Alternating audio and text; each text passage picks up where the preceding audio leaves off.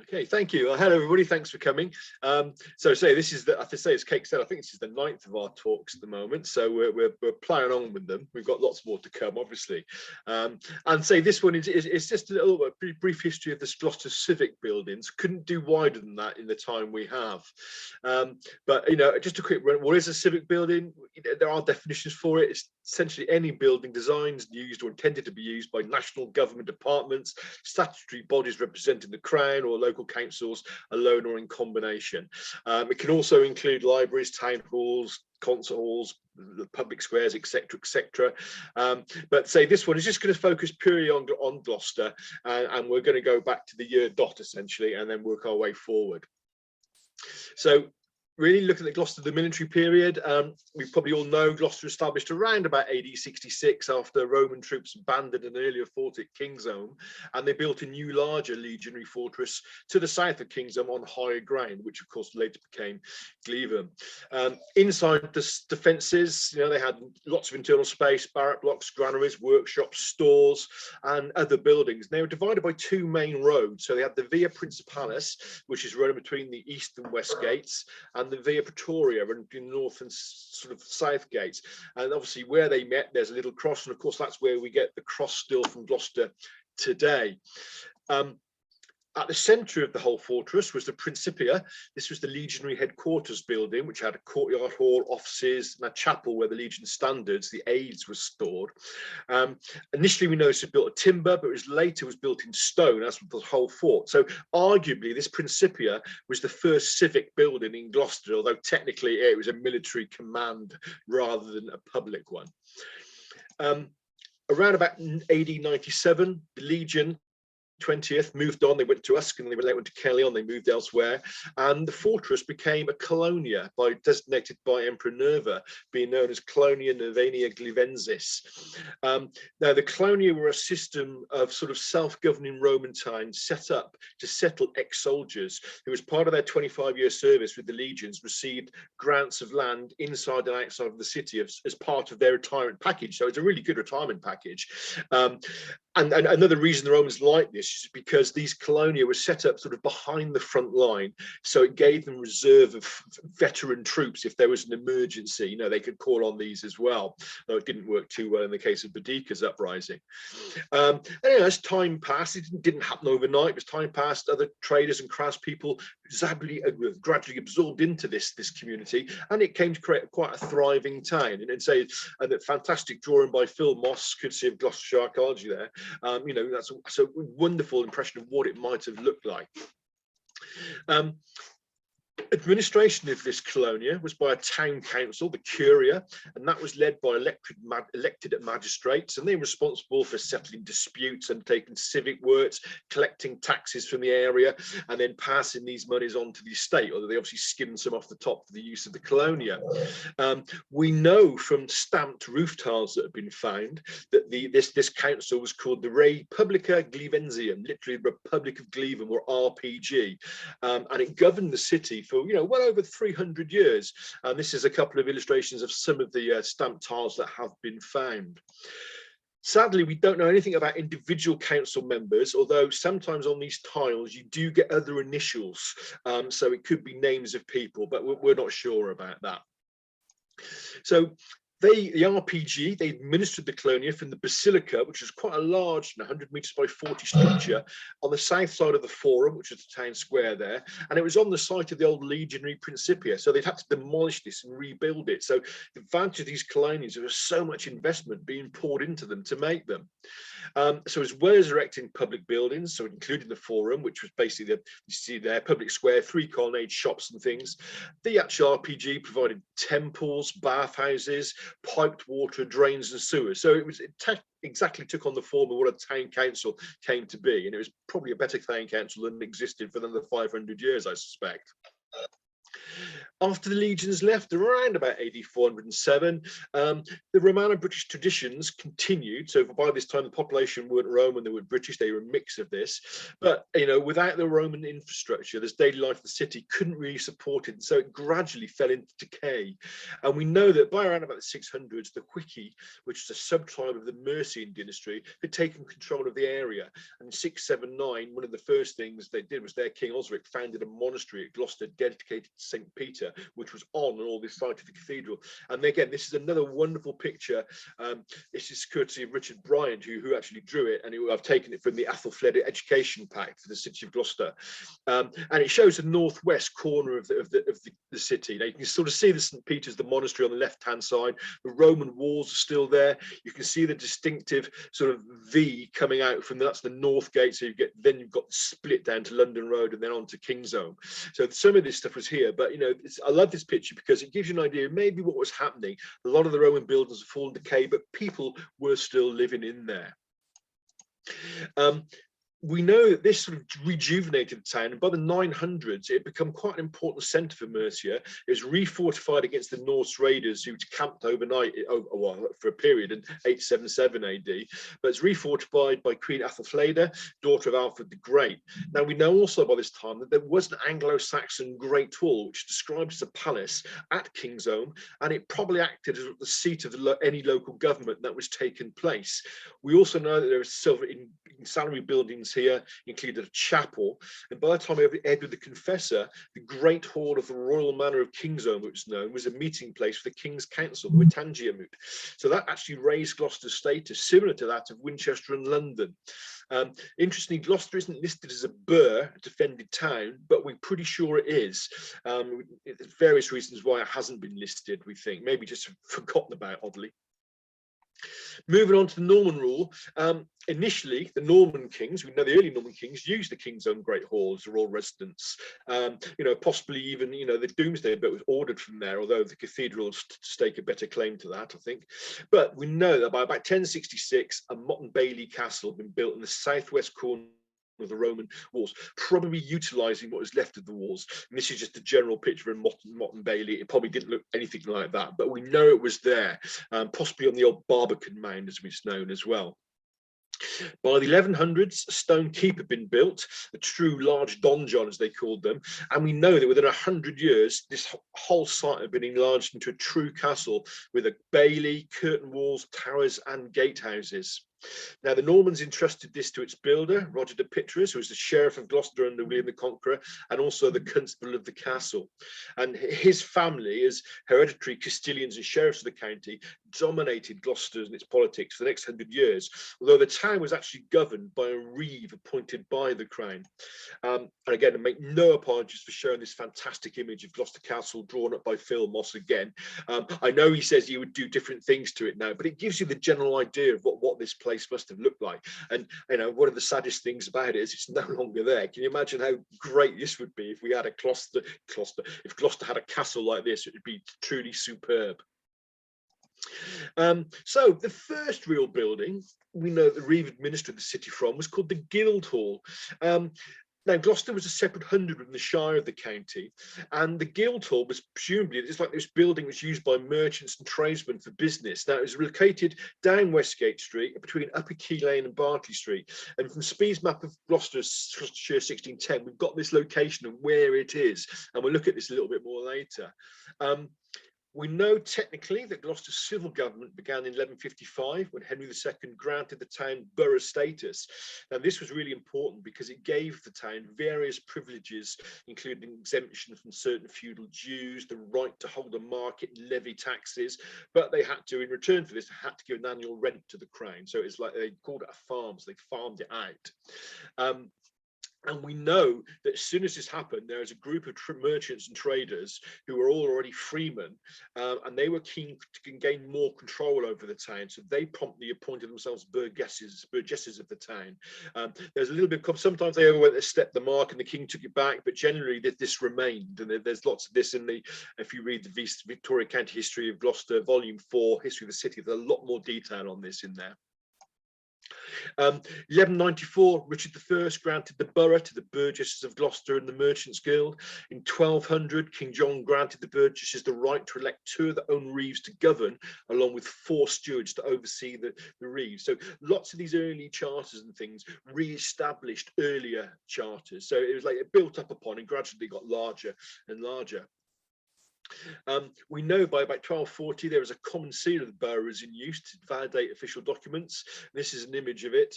This is taken from the not the rental of houses, from the Stevenson's listed deeds of the Gloucester city. So it had this legend: Sigillum Bergensium de Gilda Mercatorium Gloucesterae.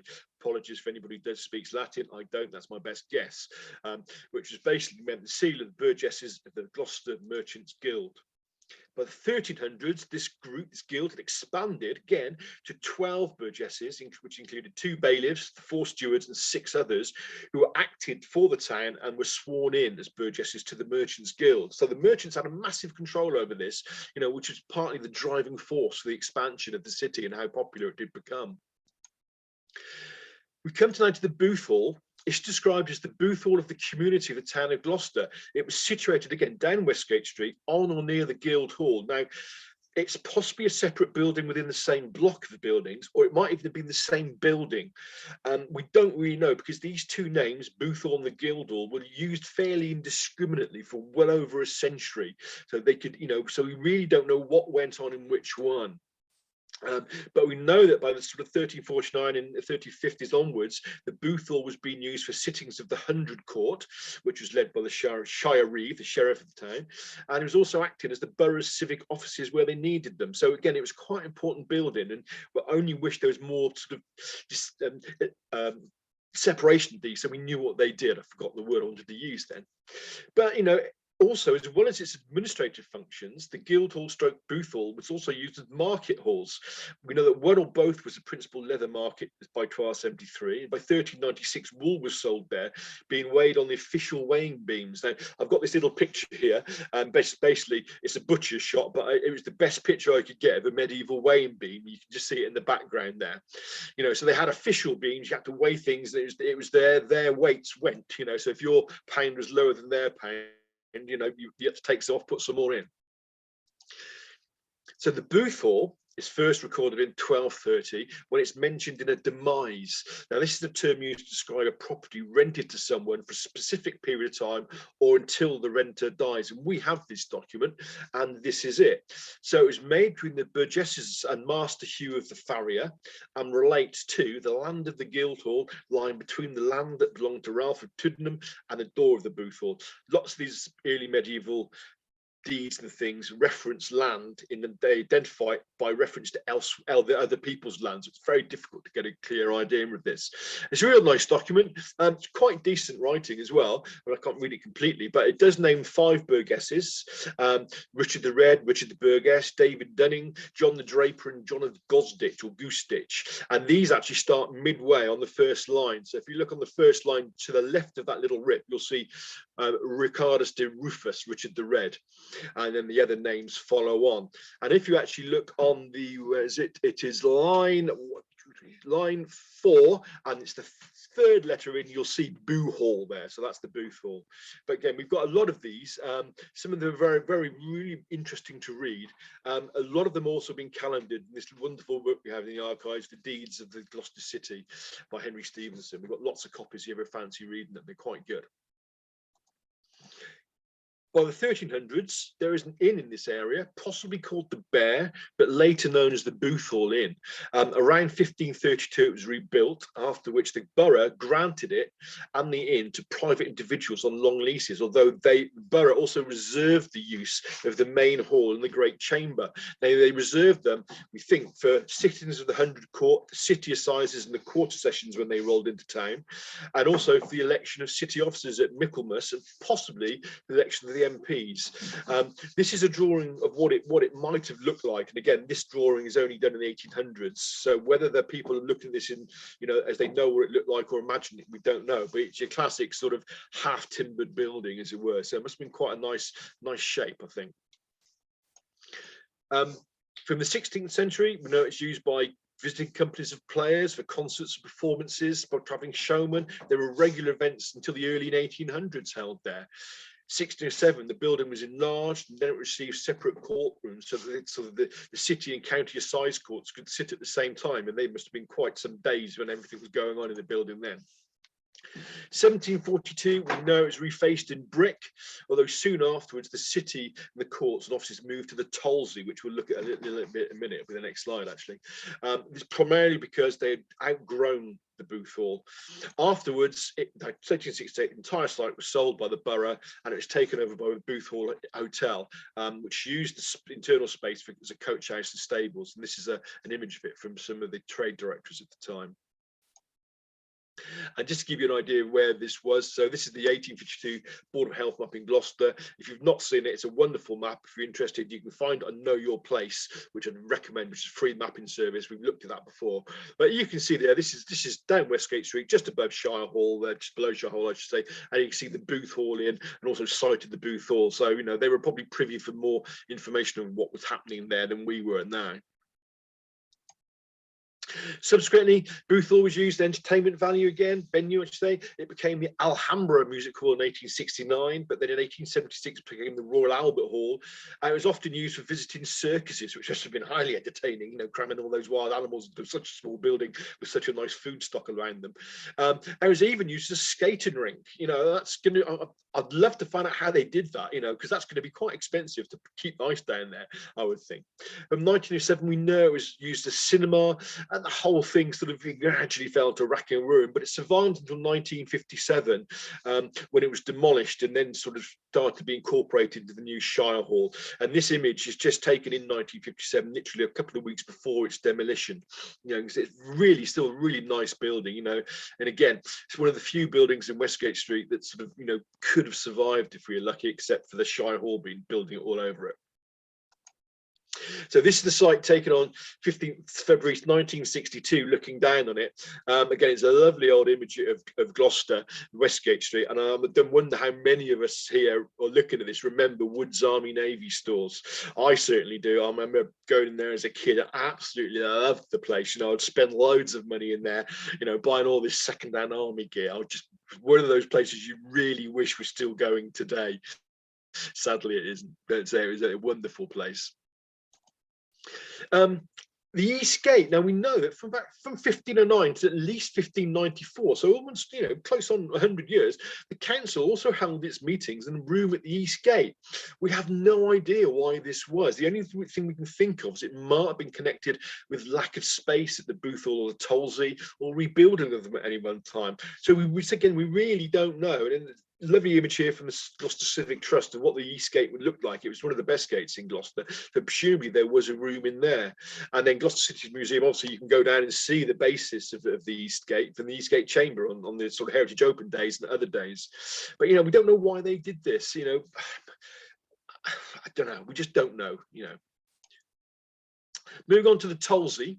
The Tolsey was located on the southwest corner of the cross, and this map here shows its location on Speed's map, 1608 map, and also on the 1852 Board of Health map, when it was still actually identified as the Tolsey. The name comes from Middle English, toll meaning toll, and sea meaning hall or house, so toll house. And most towns had a Tolsey. They were used as town halls, toll booths, law courts, merchants' meeting places, and various other things, including exchanges.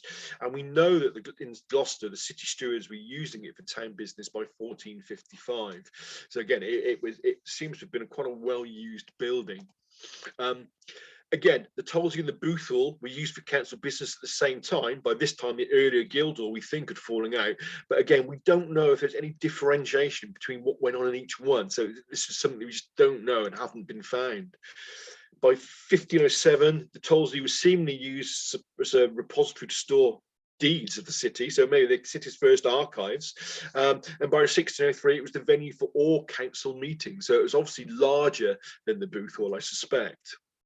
It was rebuilt several times, most significant being in 1648 when All Saints Church, which had joined it on its east side, so on the east side was actually in the Southgate Street, was sort of semi-demolished, incorporated within it.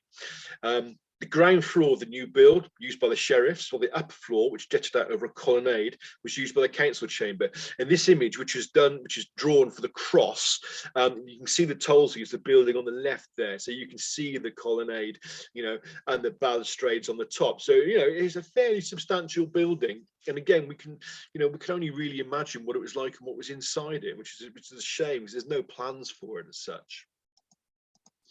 In the 1600s, and despite Gloucester City's Puritan leanings, we know the Borough Council liked to decorate it with Christmas decorations. This is this page from the Steward's account book for 1636-64, and it's got an entry for holly and ivy for the Tolsey. There it is at the bottom there. Paid Mr. Bennett for holly and ivy for the Tolsey, 1 shilling and 3pence. I'd like to, how much did that buy? Quite a big building. Were they just doing one room, or did they do all of it? Be interested, love to know, but we'll never find out. And again, these Stewart's account books are in the Gloucester Borough City collections, and they make great reading, although sometimes the writing does leave a bit to be desired, has to be said.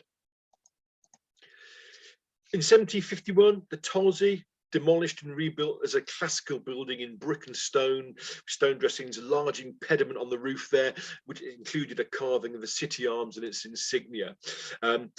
From 1843, the city post office moved in, but within 40 or 50 years, the actual council had grown the building again, and the town clerk and other officers were working in the nearby corn exchange, and traffic noise from the streets was disturbing the councillors' meetings. Something the councillors always complain about. So from 1890, work began on a new building, and in 1893, the Tolsey was sold, promptly demolished, and new premises for the Wiltshire and Dorset Banking Co. was built on the site. As we know, again, they've been later demolished still. But that is sort of the end of the Tolsey as far as the city was concerned. So where did the city go? Well, the new City Hall, the Guildhall, which is the one currently on Eastgate Street, opened in 1892 on the north side on the site formerly occupied by Thomas Rich's School, and it's again still there today. Designed by a chap called G. Hunt in a Renaissance style, and extended as far back as the New Inn Lane, so it occupied quite a wide space there. It included offices for the town clerk, the accountant, surveyor, and other officials on the ground floor, while the council chamber, the committee room, the mayor's parlour, and any public rooms all on the first floor. And this is a couple of lovely images taken in November 1924 after the mayoral election. It shows the council chamber on the left there, and the other two pictures are part of the reception room. The reception room's there, and see what a lovely decoration it must have been. So when it was all poshed up, for various events, it must have been rather nice in there, I think. So the City Council headquarters remained at the Guildhall till 1985, when they upped sticks. The building was sold to the Cheltenham Gloucester Building Society, where the bottom floor was, and the City Council moved into the newly converted Herbert Warehouse down at the docks. As we all know, 35 years later, they've upped sticks again, July 2019, and they've now moved into Shire Hall, and they're renting space from the County Council. And this other picture, both of which are from Gloucestershire Live, shows the actual Gloucester City Council sign being overpainted and removed. This move was intended to save the City Council £100,000 a year and facilitate joint working between the two authorities and make better use of city's assets in all the modern speak. It's nice that they've sort of moved back to roughly where they were. So a quick look at Shire Hall. Because the City Council in there, even though it's technically the Gloucestershire County Council, it was originally built in 1815 as a new court complex for the quarter sessions and the assizes. It only became the County Hall after the formation of Gloucestershire County Council in 1889, which followed the Government Act of 1888. Designed by Robert Smirke, and he's more famous for the design of the British Museum. We know the frontage, which is the best, nicest part of it, to be said. It's got this tall Ionic portico, said to be inspired by a temple on the river Ilissus at Greece. Now, I was actually going to try and get a picture of this temple in Greece, but I couldn't find one that was out of copyright, I'm afraid. So you got this image from the 1852 Board of Health map. The building included a grand jury room, 2 courtrooms, the office of the clerk of the peace, a large public room, which was also used for concerts and the Three Choirs Festival. So it wasn't a sort of a crown building all the time. They did let the 3 choirs go in there. Subsequently, Shire Hall's undergone several alterations. So in 1896, the front part was altered internally to create County Council Chamber and new offices. 1909, it was extended along the east side, along Bartley Street. The major one was in 1961-62, when a major rebuild took place. The whole of the front building was rebuilt, except for the porticos, and a bit was left. And the entire complex enlarged with the addition of office blocks on both sides, and also extending over to Bearland, which was another new block for the county police headquarters. Again, this is a rather nice image, taken of the building there when it was in the middle of its works. So we're going to have a quick look at some other civic structures now, because that's the main city ones done. We're not going to include bridges and gatehouses, which are quite worthy of presentations in their own right. So, that's be another talk another time, I think. The King's Board. Supposedly given to the town by Richard II, and was originally sited in Westgate Street between the Holy Trinity and St Mary the Grace churches. And again, on Speed's map, you can see it outlined here. So it's just a little structure on its own. Its original use is uncertain, but we know that by the 1580s it was being used as a butter market. In 1693, the roof was altered, and it's to house a cistern for water pumped up from the Severn from Westgate. Now, we don't know whether this water was just to help sell the butter or for drink from. We're not sure about that, but that's a picture of the thing. Taken down in the Improved Act of 1750 when the streets were cleared. It was then moved to Barton Street by 1780, and then in 1850s it went out to the Price's house at Tiverton. Quite how he got hold of it, I don't know. He was the city MP, so maybe he just thought he deserved it. But we know that in 1937 it was returned and put in the gardens of Hillfield Road, which way you can see it today. And if you've not been there, it's well worth a look. It is a rather lovely little structure. It's decagonal on the plan, had 5 bays of open arcading, and the spandrels, which is the arch sort of corners, have got scenes from the life of Christ. So we've also got effigies of heraldic beasts on the pyramid, on the parapet, I should say, a pyramidal roof, which was altered to take place of this system. We know that. This is some pictures of it, and so some of them are quite faded. It's better than the other monument we'll look at in a second. You can see the Last Supper there, and I'm sure there's a lot that hot in the Bible, and nothing to know what they were doing, I'm afraid. I just know the Last Supper in the bottom right there, bottom left there. Scriven's Conduit. This was paid by Alderman John Scriven, and it was erected in Southgate Street in 1636, where it supplied clean water from Robin's Wood Hill. It was piped down. It's an open octagonal structure with a mix of Gothic and classical decoration. It's got depictions of the resources of the Vale of Gloucester around the entablature, which is the section below the roof there. The top, which we know was rebuilt in 1715. It's described as an OG open canopy, but again, it's got lovely sort of allegorical figures representing the Severn. It's lost the cross and the carving from the top, we know. 1784-85, it was moved from Southgate Street and moved up into a garden in Dog Lane, which is a lane that runs parallel to sort of Clarence Street and the King's Walk underneath under the precinct. It's now been demolished. It's under the precinct. But and again, 1830, it disappeared from Gloucester. It went out to Edgeworth Manor, which was the home of Edmund Hopkinson. Again, quite why he got hold of it, we just don't know. There's probably something in the city minutes why, but something we haven't found. However, again, in 1937, it turned out to be a good year for Gloucester for its architecture. It returned, it was brought back from Edgeworth, and again placed in the Hillfield Gardens. And both these monuments are there to this day. So they, again, if you've not seen them, they're well worth it. Sadly, the stone on Scriven's Conduit isn't the best quality, I suspect, and really a lot of the carving has been lost. And this is a nice image. Really, the only things you can make out with certainty are the lion heads at the top of each pillar, which again are quite nice. But you can see there's not quite as much money spent. I suppose Councillor Scrivens didn't really want to spend all his cash on this when he was, obviously spending a lot of money on it anyway. Looking at city crosses, because some of these do appear to have been owned by the city rather than by the churches. We know there's a cross stood at the main crossroads in the centre of Gloucester by the mid-13th century. It's quite early. By the 1400s, mid-1400s, known as the High Cross, and was being used as a conduit for water being piped down from Robin's Wood Hill. It depicted as, again, octagonal structure over 10 meters, so 35 foot high, with a crocketed spire, and definitely had 2 stories, one of which had blind crocketed arches, and it was pierced by these water pipes. And the upper one had 8 crocketed arches, which had niches containing statues of sovereigns. And this image is from the rental of the house of the city of Gloucester, AD 1455, which is taken from a document we have called about the roll of land gravel rents in Gloucester. Again, it's a nice drawing. There are lots of others in it. We'll see another one in a moment. We know it was rebuilt several times, the last being in 1712.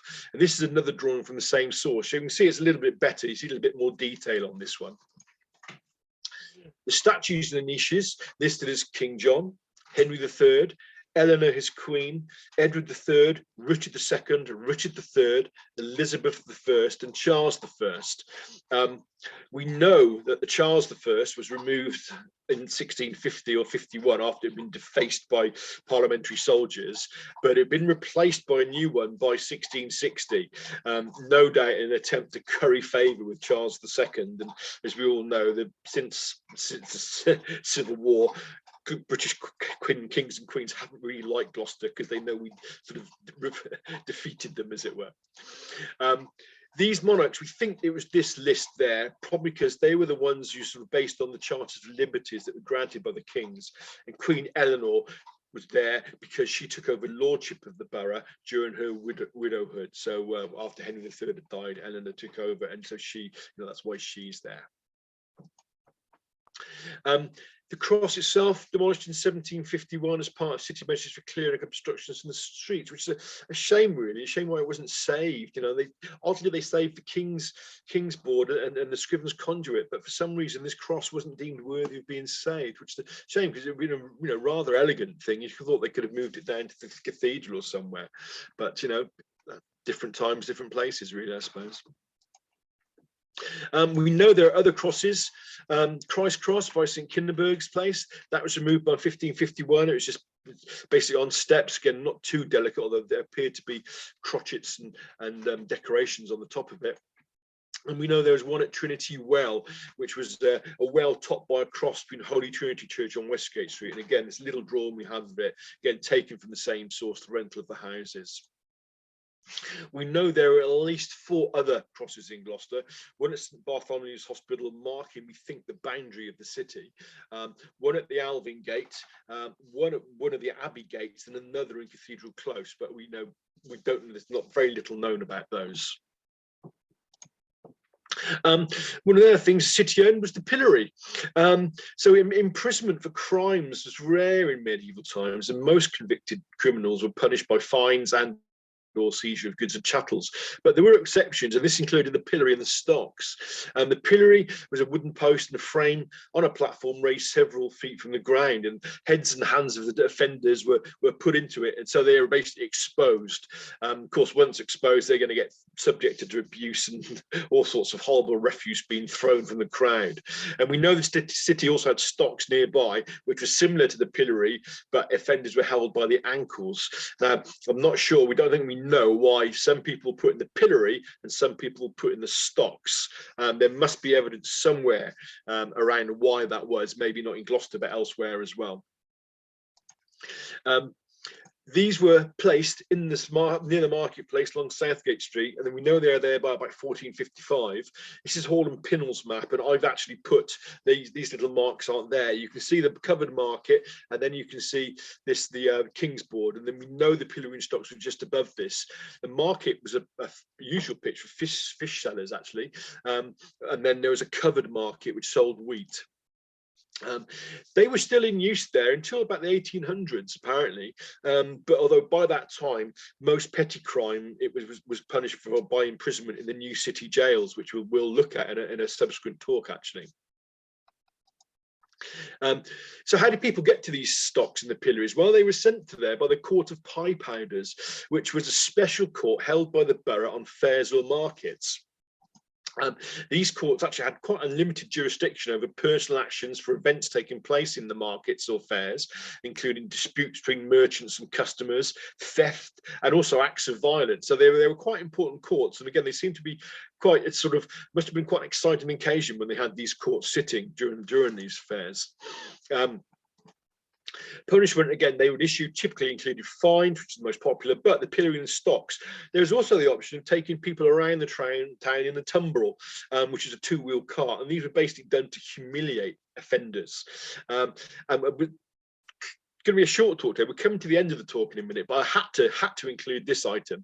This is from Gloucester's Red Book, official memoranda. It's like Bristol's Red Books, which are more famous, but we've got this one in Gloucester. There's an entry in 1504 concerning the reputation of the town, and this is a direct quote from it. It says, "The reputation which is too abominably spoken of in all England and Wales of the vicious living of diverse persons, spiritual as well as temporal, with too excessive a number of common strumpets and bawds dwelling in every ward of the said town, which is soon feared the Almighty will otherwise punish." And at this time, actually, there was a real concern that they thought Gloucester was going the way of Sodom and Gomorrah, in that the Lord was going to punish the town in some way. So they thought about, how do we try and clean the city up? So one of the first things they decided to do was that common queens, which were prostitutes, and their clients, both lay and clerical, were to be placed in a hutch in the marketplace for a time. And then the other one they decided to do was that notorious queens were also to be carted around the wards of the city in a tumble with frontlets of paper, which is signs, and hoods over their heads in order to humiliate them. So they did this for quite a number of years, we think. Certainly they started it in 1504, and I think we've got a reference that they didn't stop it till quite late. So that actually does bring me to the end of this talk. So it's quite a short talk today, primarily because we don't have the huge amount of evidence that's easy to understand, easy to interpret. I mean, one of the best things I think we could find is why both businesses took place at the Guildhall and the Booth Hall and the Tollsy. We'd love to find that out. It might lie hidden in some of the minute books why it was, but to date we haven't found it. So I say, I hope you've enjoyed this talk. Again, it's quite a short one, but really happy to take any questions. Thank you very much, John. So if you'd like to stop sharing your screen, then I can see everybody who's in the meeting. There we go. Jonathan had an interesting thing to say, which was that apparently there's a proposal that the City Council is going to move to the old food court where the Gloucester Market was in Eastgate. Have you heard anything about that? I've not heard that one. The only one I've heard is that they've moved into Shire Hall because they're apparently, if you remember, if before Christmas they were attacked, they were hacked. The City Council were hacked. Well, apparently they've sorted out their problems, but the only organisation not receiving emails from them at the moment is Gloucestershire County Council, who have actively blocked them. So I don't know why that would be. I would have thought, you know, maybe it's whether it's they've got annoyed with the Gloucestershire County Council already and decided to move out to the old market hall. That'd be interesting, and if so, it'd be quite good, I think, because they could also then do something with Greyfriars behind as well, perhaps. So, you know, give that a bit more preservation. But I've not heard of that one. But again, living here in Cheltenham as I do, you know what? I'm not surprised I haven't heard of that. The gossip in Gloucester. Another question from Jonathan about where the first police station was. Do you know? I think there was one. They had a lockup at a Bridewell down Southgate Street, and I would suspect they were in Shire Hall, but I don't know the answer to that. I think the Gloucestershire Police Archives might have a better answer on that. It's not something I've come across because they were formed quite late. You know, it was what 1840s, 1850s, was it, or 1873, something like that. It's a big time scale, I know. I suspect it's quite late. They were probably in one of the older buildings. So I suspect Shire Hall, but there might have been the Bridewell down Southgate Street, which again we'll look at in a talk next week. So I'll try and find that out for you, and I'll try and put it in that talk. Thank you, John. A question from John Beard, which is, when did the castle morph into the prison? It morphed into, really, it was around about sort of late Tudor times.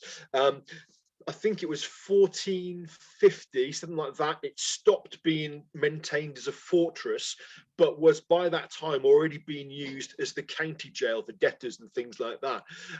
So then it sort of began to be basically robbed of stone. And throughout that time, up until I think it was 1786, when it was finally demolished, it was used as the city jail. Interestingly, it initially had these lovely curtain walls, which are removed, and they had to build new walls around what was left of the prison, which was basically the bottom of the keep. We know that. So that was there, and it was used. We think it was used from about 1150 as the county jail. But of course, there wasn't a massive need to imprison people prior to the Tudor time, really, because people generally tended to be executed or fined. That was about it for punishments. They didn't actually have prisoners except for debtors. And again, this was the actual jail that was used, the actual old city castle. Another question, this one's from Tom Evans. Is there any indication where the Saxon Grand Hall was in Kingsholm? Do we have any idea? Little bits. So there's the back of Kingsholm Close, there's a little green space. That's about the only bit of Kingsholm that has been dug up. Now, they found some evidence of Saxon timbers, I think, on the south side. There's a lot of work being done over the years on the sort of northeast and northwest sides. None of them have exactly found this building or its ancillary buildings. We think the chapel, stayed there, or its ruins of it was there still by the 1700s. There are ruins of it.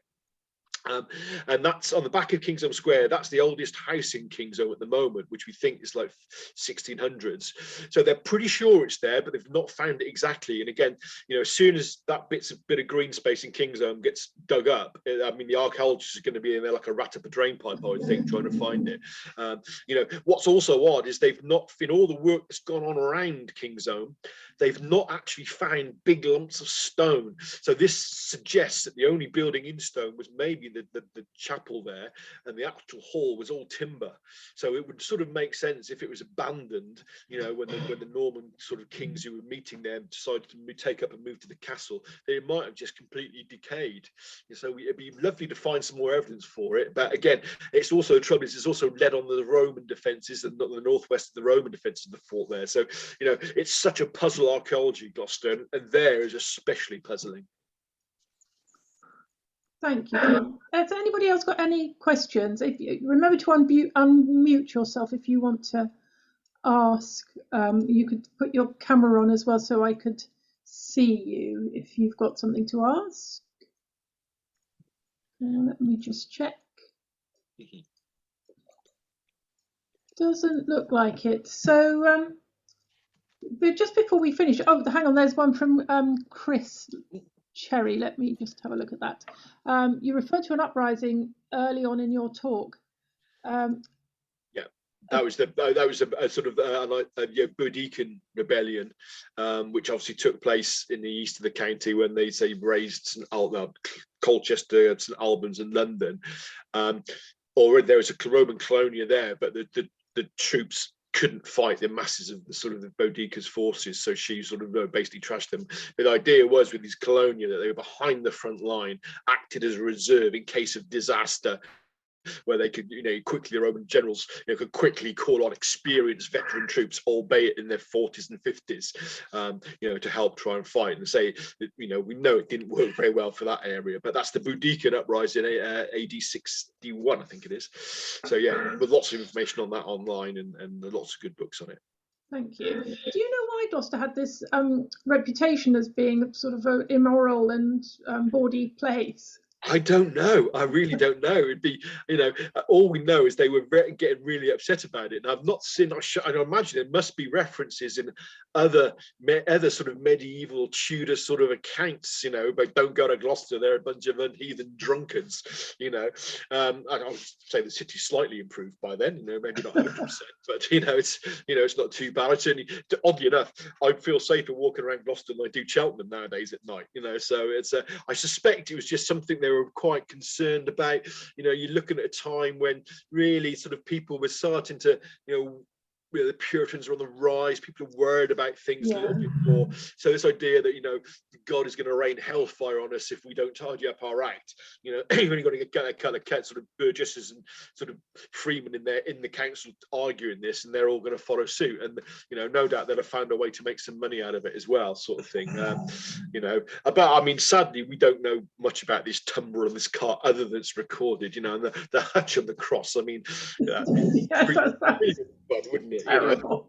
You know? I also like the fact that it's the clients, including they definitely state both lay and clerical. Yes, So, that's you know, amazing. all the precept of mischief as well with the common queens. Right, well, it looks as if that's no more questions. Hang on. Oh, is that another one? Just let me check that.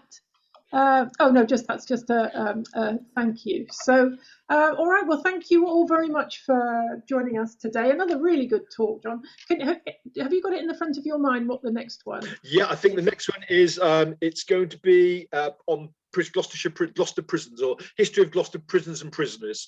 So we're going to look into the sort of history of the jail, which is why I was able to vouch and spout a little bit on the keep being the jail. And basically, we're trying to find it's part of our unheard voices. So we're trying to see if we can get some information on the prisoners themselves, which are the things that are quite hard to find because they haven't left a huge amount of information behind. So we'll be looking at some of the accounts in the jail registers, looking at how the prisons run, how they operated, the punishments, and the medical treatments they received, that sort of thing. So again, that should be a bumper one. It'll probably be a bit longer, I suspect. We've got more resources and more original material. Thank you. So that will be on the last Wednesday in March, and we hope to see you all again then. So thank you very much for joining us. Thank you very much, John, for yet another fascinating talk. Take care, everybody. See you all next. Oh, hang on. I think before we go. Oh no, it's just no. They're just your fans, John. Just the John Fan Club. Okay. Well, thank you, everybody. Thanks for coming. I hope you enjoyed it. It's been real fun.